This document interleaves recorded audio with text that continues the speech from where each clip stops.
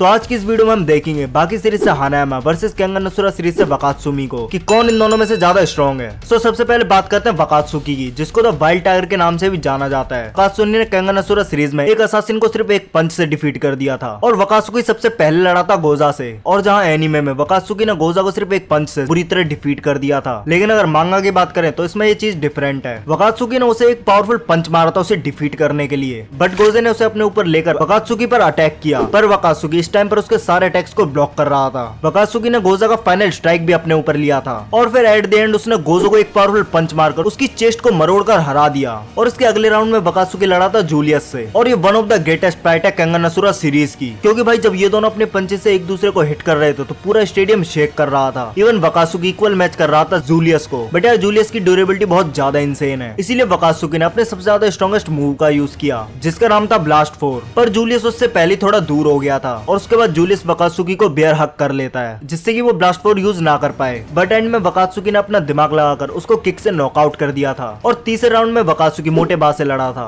जहां पर वकात्सुकी ने फाइट स्टार्ट होते ही पहले ग्रैपलिंग यूज करने की कोशिश करी थी, बट ये कुछ भी काम नहीं किया था। और मोटेबा के एक स्ट्रॉन्ग अटैक के बाद वकात्सुकी ने अपने ब्लास्ट कोर का यूज किया था और इससे मोटेबा की हालत बहुत ज्यादा खराब हो गई थी, और इस वजह से मोटेबे ने फाइट में आगे लड़ने से मना कर दिया, क्योंकि उसे डर था क्योंकि उसे और ज्यादा डैमेज हो सकती थी। और इस मैच को भी वकात्सुकी विन कर जाता है और अगले मैच में वकात्सुकी लड़ा था ओमा से, जो कि केंगन नसुरा सीरीज का मेन कैरेक्टर है, जहां पर उसने मैच के स्टार्टिंग में तो एडवांटेज ले लिया था, बट ओमा ने भी डीमन बेन से उस पर काउंटर अटैक करे, बट ये फॉर्म अच्छी नहीं थी, इसकी वजह से वकात्सुकी दोबारा फाइट करने के लिए खड़ा हो गया। इवन वकात्सुकी ने ओमा को बहुत ज्यादा डैमेज किया था, बट वकात्सुकी के पंच से पहले अपना डीमन स्पिन रीएडजस्ट किया और फिर उसको किक में एडजस्ट कर वकात्सुकी पर अटैक किया, जिससे अगर वैसे देखा जाए तो मैच एंड हो जाना चाहिए था, लेकिन वकात्सुकी फिर से खड़ा हो गया क्योंकि इसकी विल पावर बहुत ज्यादा स्ट्रॉन्ग है, और इसे देखकर ओमा पूरी तरह शॉक हो गया था। बट वकात्सुकी ने एंड में इतना ज्यादा डैमेज ले लिया था जिसकी वजह से ओमा उसे डिफीट कर देता है। केंगन ओमेगा में वकात्सुकी लड़ा था फेरी वोंगफेंग से, और इस मैच में फेरी ने वकात्सुकी को बहुत ज्यादा बुरा मारा क्योंकि उसे भी निको स्टाइल आता है, पर वकात्सुकी ने हार नहीं मानी और उसको एक काउंटर अटैक किया। बट जब फे ने अपना एडवांटेज यूज किया जिसका नाम था डिवाइन डेविल टेक्निक, और इससे वकात्सुकी को बहुत ज्यादा डैमेज पहुंचा था, बट एट द एंड ये मैच ड्रॉ हो गया, जहां पर फी मारा जाता है। मतलब वकात्सुकी के साथ मैच ड्रॉ करने के लिए उसको अपने जान की बाजी लगानी पड़ी। सो अब बात करते हैं बाकी सीरीज से हानायामा के बारे में। सो हानायामा सिर्फ 19 साल का है। हाँ मुझे पता है तुम्हें सुनकर थोड़ा अजीब लग रहा होगा, लेकिन हाँ ये है। सो बाकी द ग्रैपलर में हानायामा ने यूई जैसे स्ट्रॉन्ग फाइटर को इजीली डिफीट कर दिया था। यूरी ने हानायामा पर बहुत ज्यादा पंचेस मारे थे, बट यार हानायामा को इससे कुछ फर्क नहीं पड़ता, और हानायामा ने यूई का हाथ तक ब्लास्ट कर दिया था, और फिर उसके बाद हानायामा ने यूई को एक पंच में ही दीवार में घुसा दिया था। और जब ये बात बाकी को पता लगती है तो वो सीधे ही हानायामा से लड़ने के लिए उसके पास चला जाता है, और वो हानायामा के ऑफिस में जाकर उसकी डेस्क को लात मारकर खिड़की से बाहर फेंक देता है। और बाकी के जाने के बाद हमने हानायामा का गुस्सा भी देखा था, जो कि इतना ज्यादा खतरनाक था कि उसने एक कार को बहुत इजीली डिस्ट्रॉय कर दिया था। बट फिर बाद में हानायामा वर्सेस बाकी की फाइट होती है एक नाइट क्लब में, और इस फाइट में दोनों ही बहुत ज्यादा डैमेज लेते हैं और दोनों ने एक दूसरे के ऊपर बहुत ज्यादा खतरनाक अटैक करे थे। बट एट द एंड हानायामा यहाँ पर डिफीट हो जाता है, और यहीं से बाकी और हानायामा बहुत ज्यादा अच्छे फ्रेंड्स बन गए। और बाद में हानायामा मैक्सिमम टूर्नामेंट में इनागी से लड़ा था, जो कि ट्रेडिशनल मार्शल आर्ट्स यूज करता था, और हानायामा की स्ट्रेंथ की वजह से इनागी का एक पैर टूट गया था। इवन हानायामा के पंचेस को ब्लॉक करने के बाद भी उसका स्पाइन ब्रेक हो जाता है, और इसके बाद इनागी हानायामा को एक आर्म लॉक लगाने की कोशिश करता है, बट इससे उसकी स्पाइन टूट जाती है और इनागी वहीं पर मारा जाता है। फिर उसके बाद हानायामा लड़ा था कात्सुमी से, जहां पर कात्सुमी अपने कराटे के मूव हानायामा पर यूज कर रहा था, लेकिन इसका कुछ ज्यादा फायदा नहीं हो रहा था, और हानायामा की इंसेन स्ट्रेंथ के सामने कात्सुमी भी हारने वाला था, बट वो एट द एंड किसी तरीके से जीत ही जाता है। बट ये मैच बहुत ज्यादा क्लोज मैच था, और इस मैच में हानायामा से ज्यादा कात्सुमी को इंजरीज आई थी, और इसके बाद हानायामा लड़ा था स्पेक से, और ये बहुत ही ज्यादा ब्रूटल फाइट थी। इवन यहाँ पर स्पेक ने हानायामा पर गन से भी हमला किया था, और यार तुम स्पेक्स के पंचेस की तो बात ही छोड़ो, वो बहुत ज्यादा फास्ट था। बट यार हानायामा के सिर्फ एक पंच से ही स्पेक पूरी तरह हिल जाता है, वो हवा में उड़ जाता है, और इस एक ब्रूटल मैच के बाद हानायामा ने स्पेक को हरा दिया था। इवन हानायामा ने पिकल जैसे हिस्टोरिकल बीस्ट को बहुत इजीली रोक लिया था, और पिकल की आंखों में हानायामा एक ट्राइसेरोटॉप्स जैसा है। बट ये मैच यहीं तक था, और इसके बाद बाकी डुओ में हानायामा लड़ा था यूजिरो से, और हानायामा के पंच से यूजिरो को घंटा फर्क नहीं पड़ा था। बट जब यूजिरो ने हानायामा पर पंच मारा तो फिर हानायामा बहुत इजीली डिफीट हो गया था, और इसके बाद हानायामा मियामोटो मुसाशी से भी लड़ा था, जहां पर हमें हानायामा की इंसेन ड्यूरेबिलिटी का पता लगता है कि वो कितना ज्यादा ड्यूरेबल है। देखो हानायामा ने मुसाशी को स्ट्रेंथ के मामले में तो डिफीट कर दिया था, बट मुसाशी की स्पीड और टेक्निक से सामने हानायामा भी टिक नहीं पाता, और बाकी डो 2018 में हानायामा ने एक सूमो को भी डिफीट कर दिया था। सो अब बात करते हैं हानायामा की पावर्स एंड एबिलिटीज की। सो हानायामा पैदाइशी स्ट्रॉन्ग है, और वो बहुत ज्यादा ट्रेनिंग भी करता है, बहुत ज्यादा तो नहीं लेकिन करता है। इवन हानायामा ने एक शार्क को अपने सिर्फ बेयर हैंड से डिफीट कर दिया था, और तो और हानायामा ने पिकल तक को रोक दिया था, और पिकल ने हानायामा को एक ट्राइसेरोटॉप्स जैसे इमेजिन किया था, जिसका जिसका वेट अराउंड 6 से लेकर 12 टन तक होता है। इवन हानायामा ने तो यूजिरो तक को नोज ब्लीडिंग करवा दी थी। और हानायामा की ग्रिप स्ट्रेंथ बहुत ज्यादा स्ट्रॉन्ग है, वो अपनी ग्रिप स्ट्रेंथ से कुछ भी तोड़ सकता है, कुछ भी मतलब कुछ भी। और तो और वो अपने अपोनेंट के हाथ को पकड़कर ब्लास्ट कर सकता है, जैसा कि इसने यूरी का किया था। और तो और उसने स्पेक्स की मसल ही फाड़ दी थी। और तो और हानायामा बहुत ज्यादा ड्यूरेबल है, क्योंकि उसने स्पेक्स के इतने सारे पंचेस को इजीली अपने ऊपर ले लिया था। और मैं उसी स्पेक की बात कर रहा हूँ जिसने स्टैचू ऑफ लिबर्टी तक को डैमेज पहुंचा दिया था। और हानायामा ने स्पेक्स के डेडली मूव्स तक को सर्वाइव किया था। और हानायामा ने मुसाशी के सारे स्लैशेस को अपने ऊपर लिया था। और हानायामा को गन शॉट से भी कुछ नहीं होता।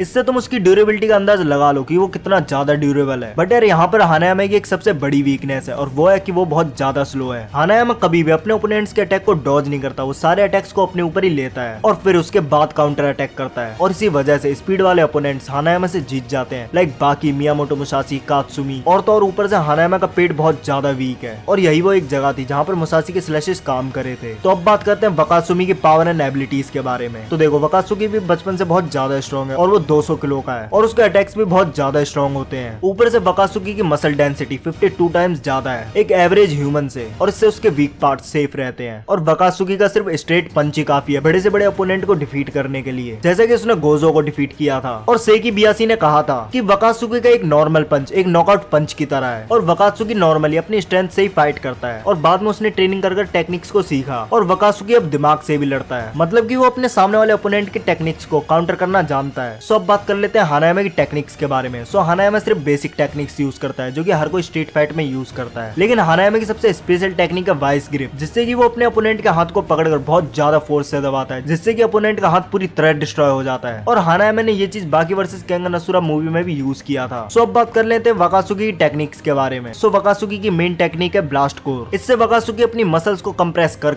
बॉडी के एक सिंगल पॉइंट पर लाता है और उसके बाद उसे अनलीश करता है। इवन ब्लास्ट कोर से वकात्सुमी ने जूलियस का बियर हग भी तोड़ दिया था, और ब्लास्ट कोर बहुत ज्यादा डेडली मूव है। सो अब आते हैं कंक्लूजन पर। तो यार नो डाउट इसमें हानायामा को बहुत ज्यादा पॉइंट्स मिलेंगे, क्योंकि हमने उसके स्ट्रेंथ फीट्स देखे हैं, चाहे वो स्पेक्स को एक पंच में उड़ाना हो या फिर पिकल को रोकना। और अब बात करें ड्यूरेबिलिटी की, तो यार नो डाउट हानायामा को ड्यूरेबिलिटी में भी पॉइंट मिलेगा, क्योंकि यार हानायामा को अपनी ड्यूरेबिलिटी की वजह से भी जाना जाता है। लेकिन यार वकात्सुमी भी बहुत ज्यादा ड्यूरेबल है। बट अगर स्पीड की बात करें तो यहाँ पर पॉइंट मिल जाएगा वकात्सुमी को। 200 किलो का होते हुए भी वकात्सुमी की स्पीड बहुत ज्यादा है, वो अपने ओपोनेंट्स के अटैक को डॉज करना जानता है। वहीं हानायामा अपने ओपोनेंट के सारे अटैक्स को अपने ऊपर लेता है। सो आफ्टर ऑल यहाँ पर यही लगता है कि हानायामा इस फाइट को विन करेगा। बाकी तुम्हें क्या लगता है मुझे कमेंट कर जरूर बताना, और नेक्स्ट वीडियो तुम्हें किस टॉपिक पर चाहिए मुझे ये भी कमेंट कर बताना। मैं मिलता हूँ तुमसे नेक्स्ट वीडियो में, तब तक के लिए बाय।